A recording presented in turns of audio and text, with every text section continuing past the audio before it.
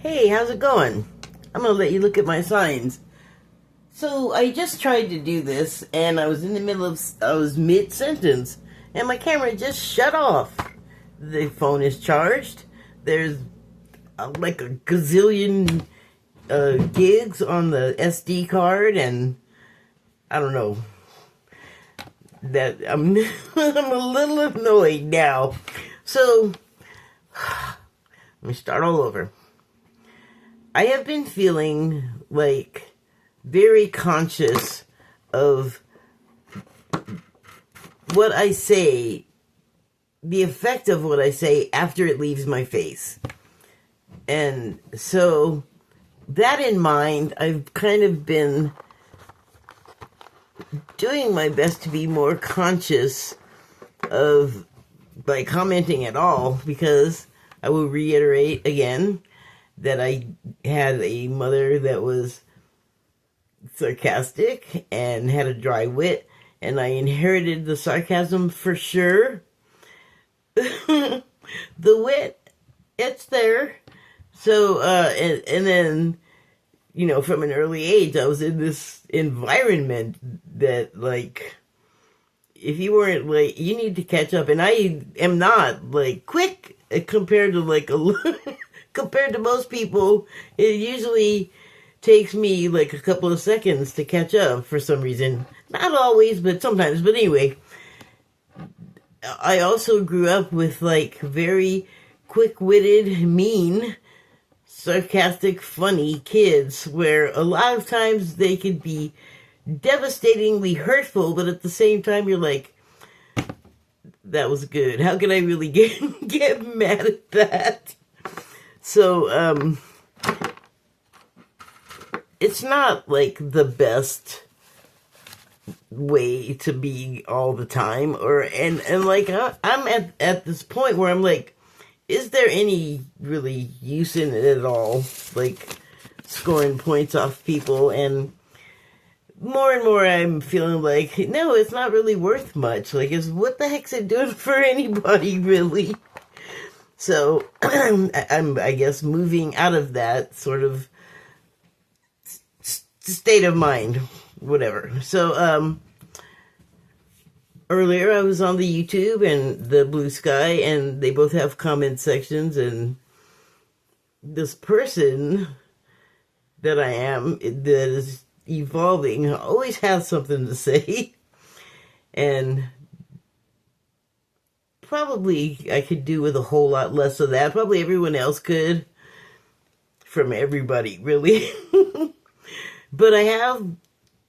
See, you look at something, or you read something, or you listen to something, and it invokes a reaction. And then since there's a comment section that's inviting you to share what the reaction is in your words. And so I like to try to keep it to the complimentary, which is the safe zone. But sometimes you have the reaction and you want to say something. And so I was just saying that when I got cut off, that I had to correct myself, because I started to say I want to go on there and react. Well, I started to say react, and then I tried to edit it to respond, but no, the first one was correct.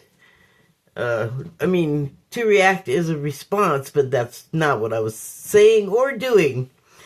So, as I was doing that, I was, like, aware of the difference, and really have been thoughtful about what I'm going to say in response. And there's always an element of, like, expressing what I'm feeling, but also saying it in such a way that it's, like, amusing and interesting for someone to read. And hopefully you find people of a like mind that way, or you don't offend someone who isn't. Like, I feel like that's my goal. And then sometimes, like, when I write, like, for here, or something that I publish on WordPress, that's when I'm having, like, a co-creation situation with Spirit, where it's like, the topic comes up and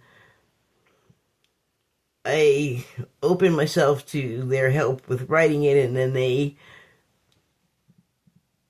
facilitate me to word things, I guess. So that's a co-creation. So it's not entirely me acting alone, I don't feel like. And so, I think I did okay with whatever I said, but I was just so conscious of it because the other thing is what I'm looking at that is invoking all of this response is like rabbit hole stuff. But the thing about it is, like, I started paying attention to things like that because when you first started hearing about QAnon, the main thing was, they're crazy people or they're, conspiracy theorists. And I was like, well, I wasn't like, oh, they're bad, stay away. I was certainly cognizant of that feeling, but I was also like, well, what's the supposed conspiracy about? Like, I was already skeptical that it was, I don't know, like they made such a big fat deal. I was like, well, what is it? What's it about? So I ended up meeting a bunch of them on Twitter way back when, before Trump was elected the first time. And I don't think that MAGA yet was a thing yet, but there were definitely people that became MAGA, like the proto-MAGA people. And so, I communicated with them for maybe around a year, like every day, quite a bit, like all hours of the day and night, because I, at least, because of my health, am mostly just home and can do that. So through them, I learned the existence of a lot of things, a lot of rabbit hole stuff. But it wasn't like so shocking to me because I guess I was already kind of a seeker of that kind of information because of things like JFK's demise and the controversy around that, and just like a lot of like disasters that could have been averted by the government, but it seems like they just kind of let it go for money. And then there was like kind of a, what do you call it? During the time that I was communicating with those people before it ended, which oddly enough was not to do with Trump, because they knew I was not at all into Trump and that they were totally into him and thought he was dandy. But I was older than most of them, and so I remember how I learned of him in the first place in the 70s. It was him and his father not wanting to rent to black people. So being a black people, of course, I'm going to remember that. And also at the time I had to do a current events report for school, which meant you had to find some news item in the paper and write about it. And so that's what I picked. So I already was familiar with Trump's. And, I didn't go on about it and, put them down for their choice. I was just like, I don't think he's a good guy, Or actually, I think what I said was I think he's a bad guy. And really, I didn't encounter a lot of discussion about him personally. It was a lot of sort of stuff that we have called conspiracy stuff or unproven stuff that's like sort of hard to define truth from, because it's like UFO stuff, and then what the government is telling you, and then what the military people are like leaking or talking about, because most of the people that I was talking to were active and retired and standby or whatever. I mean, I don't know, they were mostly military people or contractors or something, like vets that were contractors. And they seem to be like pretty familiar with like Q. But, it's weird because I've since learned that Q was essentially Steve Bannon and Jeffrey Epstein. So a lot of stuff like that that I was learning of then that people had opinions about one way or the other, I was just kind of like, I don't know really like what this is about quite yet, but something stinks. And now, like, well, however many years later in the second term, there's been all of this stuff come out and the e-files and just the way that that is so connected to almost everything else you're going to encounter as an American in your life. And the connection is so disgusting and gross. And so I get to thinking, is that something that I should even be talking about? Like, the things that I've learned, I feel like, or the connections that I've made through what I've been learning and what's developed from what I learned 10 years ago, or what I learned of 10 years ago, and now what they've turned into. Like, I just finished a video by this other YouTube creator his channel is called Echo TV or Echo, and he does rabbit hole stuff. So the episode today was talking about I'll link it, but it was talking about, no, I don't even want to talk about it, because I don't feel like, if I have license to talk about things with the co-creation, I don't want to like mess that up by sort of making all this other stuff my focus. Like, I want to be like, free to say this other stuff. So I'll leave it to other people, but knowing about it, I feel like if you can stand to know about it, someone should, because of the way things are directly in front of our face, and just as awful, like, people that you grew up loving and admiring, you might want to rethink that. You might find you want to rethink that. And reconciling how I feel about that and how they exist in the same world, and it's a lot. It's a lot to consider.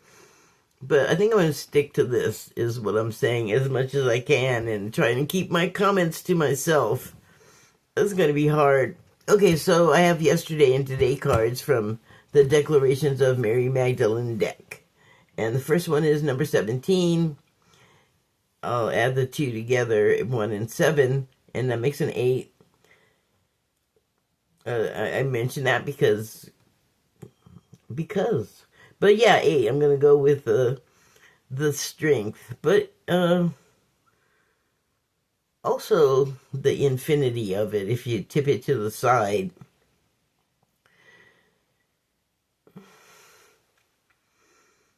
I always see as a meditation symbol, or not always, but something I started doing a long time ago to sort of regulate my breathing, was visualizing the infinity symbol, the 8 laid horizontal, and treating my breathing to regulate it as a roller coaster. So inhaling on the up, and then you can exhale on the down loop, but you got to start inhaling immediately again. And it's just an endless cycle, which breathing is anyway.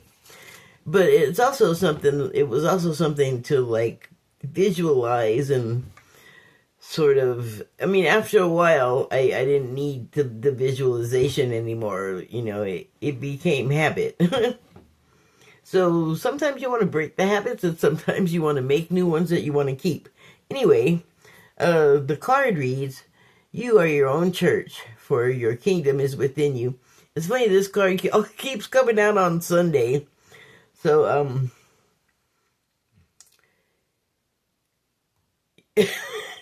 in relation to what I was talking about, and like, I will still look at the stuff the rabbit hole stuff, because it's not just conspiracy and rabbit hole. That sort of stuff is sort of starting to weave together with what everybody thinks and believes of reality and the people populating it. And I'm just gonna leave it at that. But, while that's all going on outside of you, within you, you have the kingdom of, how do I even phrase this? Of creation. So, what's going on outside of us? And, like, you can see this with food now. Because food you used to be able to trust. It used to just be like what grew out of the earth, and then what ate what grew out of the earth, and that was it. And so you could just trust it. And now I feel like it's more chemical than food.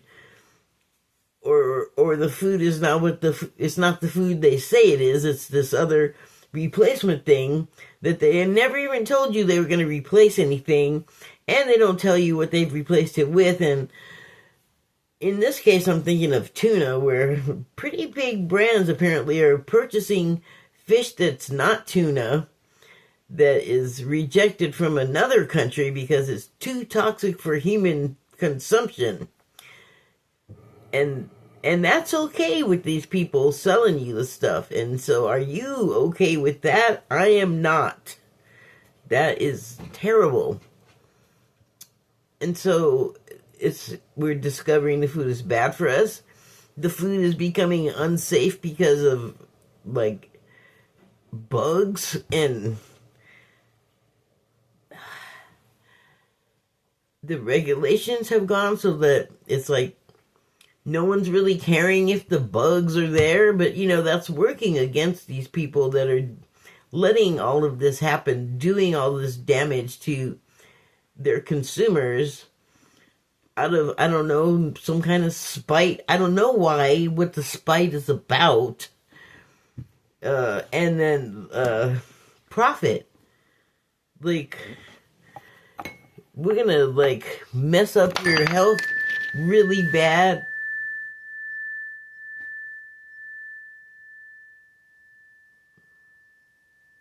And then make a profit on top of it.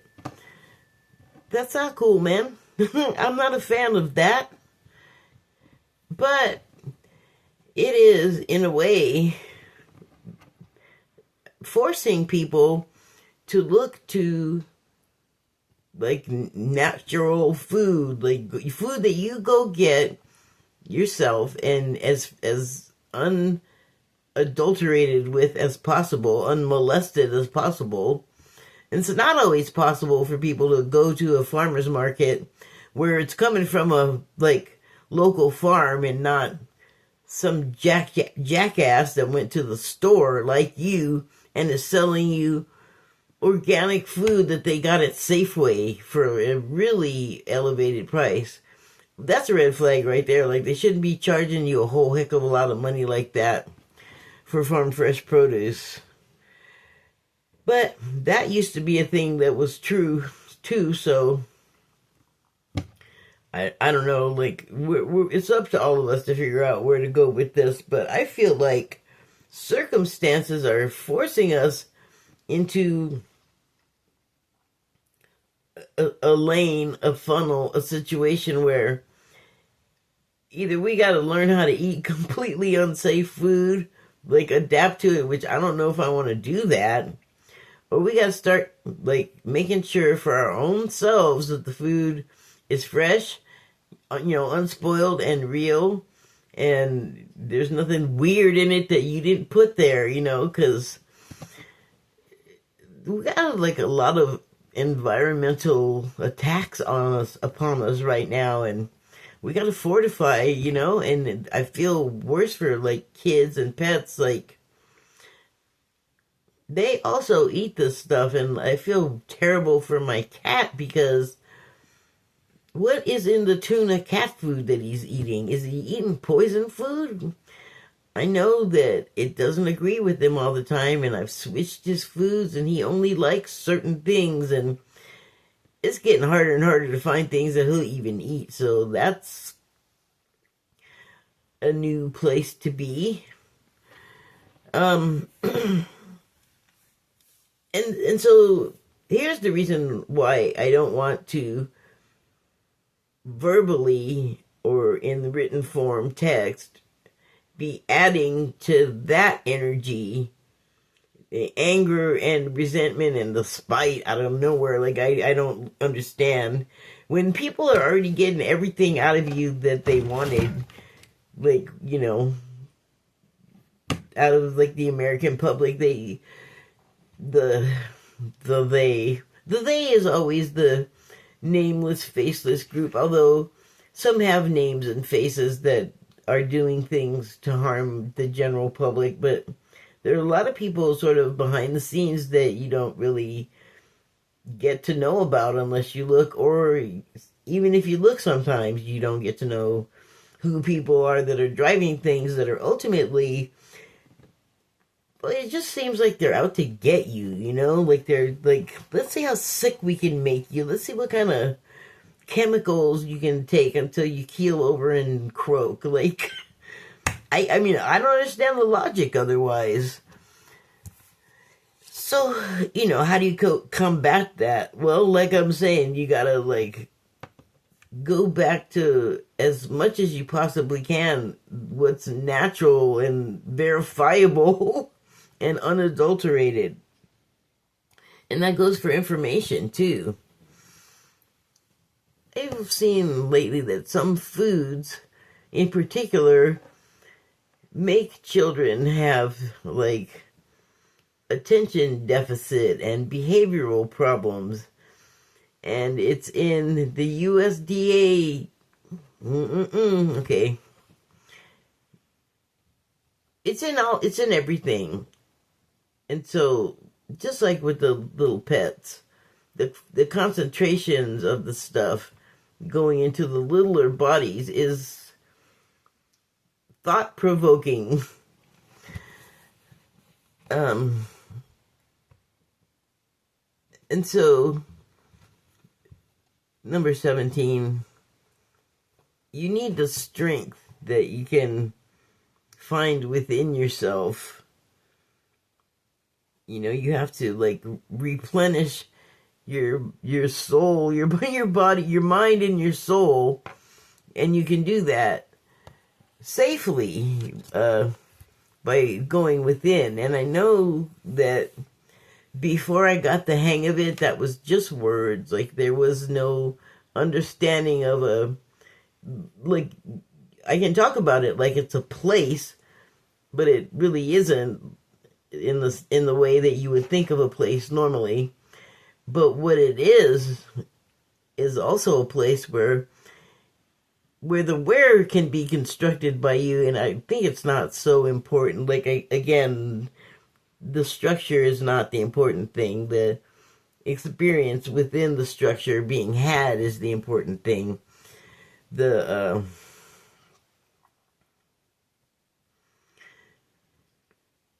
It seems counterintuitive, but if you're quiet and you can either learn how to ignore the chatter in your mind or eliminate it completely, you will be able to have access to parts of yourself that can be more informative and fulfilling and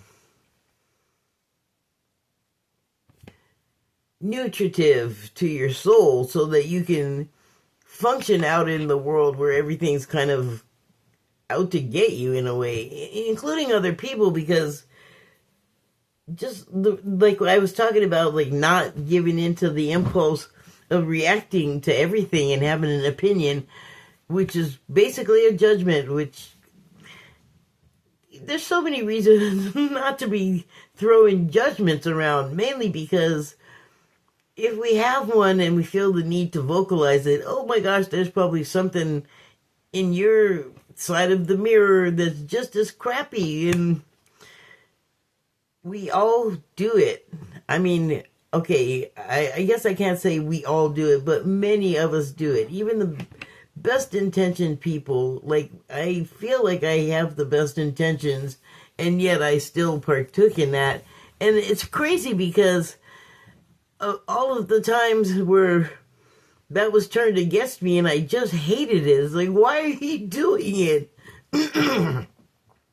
But my main concern now is that all of that is basically depositing it into like the collective consciousness, and I would rather deposit clean organic thoughts and gestures and actions into the collective than the alternative. The alternative is in spades. It needs no help. There's plenty. If anything, we gotta figure out how to make us and our lives a less hospitable place for that kind of thing. Take care of your evil and your bad intentions and your bottom of the rabbit hole selves out of here.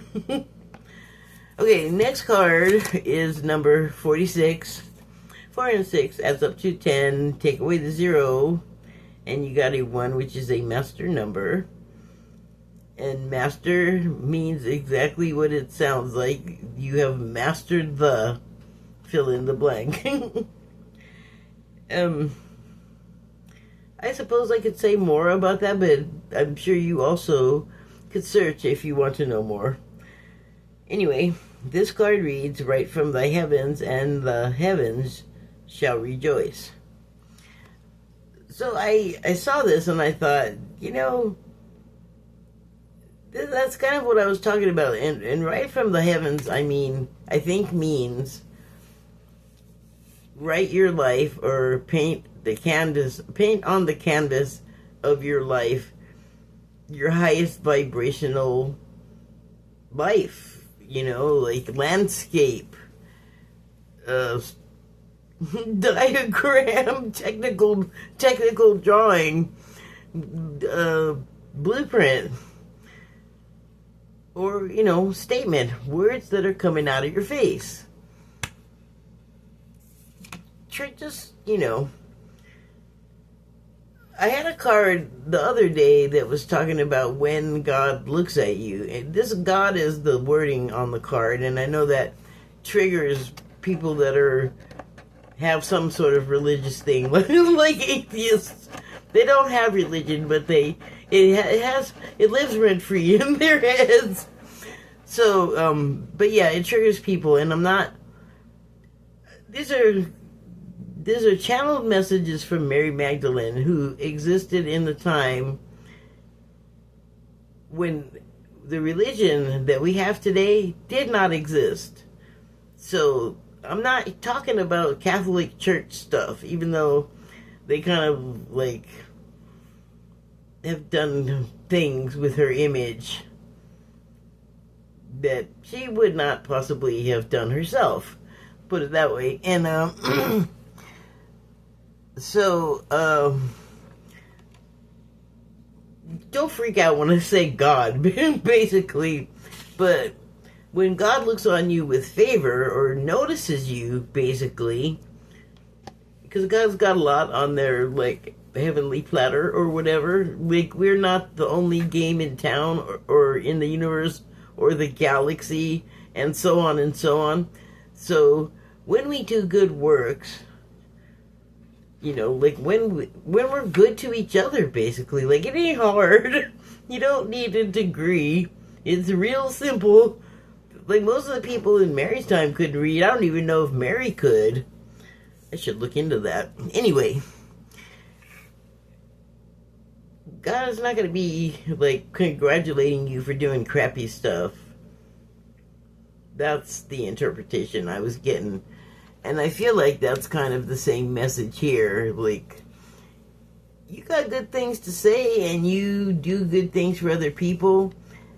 It's not like you're doing it for any reward, but you will be rewarded. Like, if you donate to a cause, you will find a reciprocal benefit in your own life. Like, that's just the way it works, or at least that's how I've seen it happen. That's how I've heard a lot of other people talk about it, so I think it must be true. And it don't hurt to help other people. Like, you don't have to get anything out of it. There's also some of these that talk about, oh, this one might actually. So this one is, the number 33. So that's the master number for, well, it indicates an association with spirit. And it's also the year that Christ died. I don't like mentioning that part of it, but it's more for identification purposes than to dwell on any negative parts of that story. And really none of it is, but that's, oh my gosh, such a whole other, I'm not even going to try. Anyway, this card reads, as thou receives the love of God through kindness from another, thou too shall continue the cycle in the vibration of love, which continues elevated levels of light, love, and compassion within humanity with nothing expected in return. So the more you give it and you don't expect anything back, you're going to receive, whether you want it or not, you're going to receive blessings. It's not like that. That was a joke.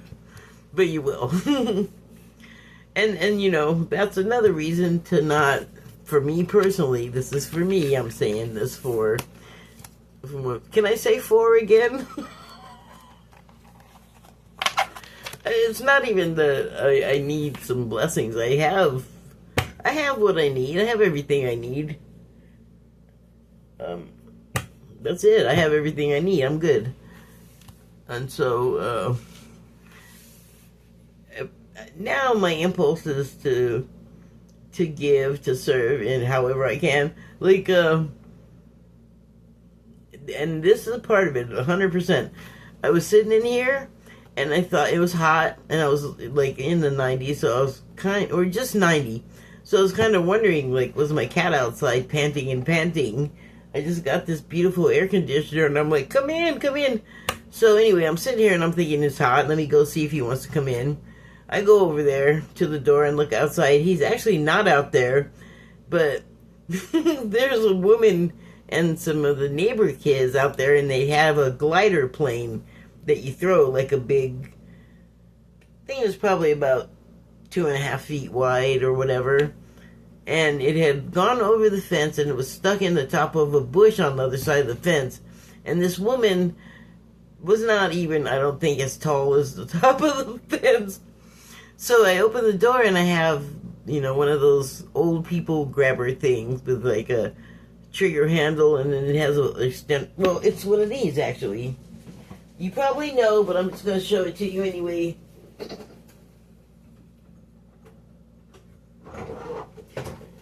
My friend got me a couple of these a long time ago, so I wouldn't try to hurt myself getting stuff. So one of these, right? And then, well, it's got a rubber band on it holding it shut. But anyway, I had one right there by the door. And I opened up the door, look around, don't see the cat, but I see them, and I'm all, hey, you want to use my grabber stick? And the woman's like, yeah. And she retrieved the plane, and it was all good. And so I put away my tool and came back in here, and it was just like, did I just go over there just to do that? Like, I literally thought that at the time, because I'm often thinking about how the way that, like, life just falls into place in the funniest little ways, and sometimes, or most of the time, we don't even see it happening, and it's like magical. Like, just think of the grand force that amidst everything else going on in the world, even just the other people in the near vicinity having similar little nothing seeming incidents happen, those happen all the time in the middle of that, and it's like perfect timing, you know? And all the other little words we have for serendipity. Anyway, I think I'm finished. Thank you and good night.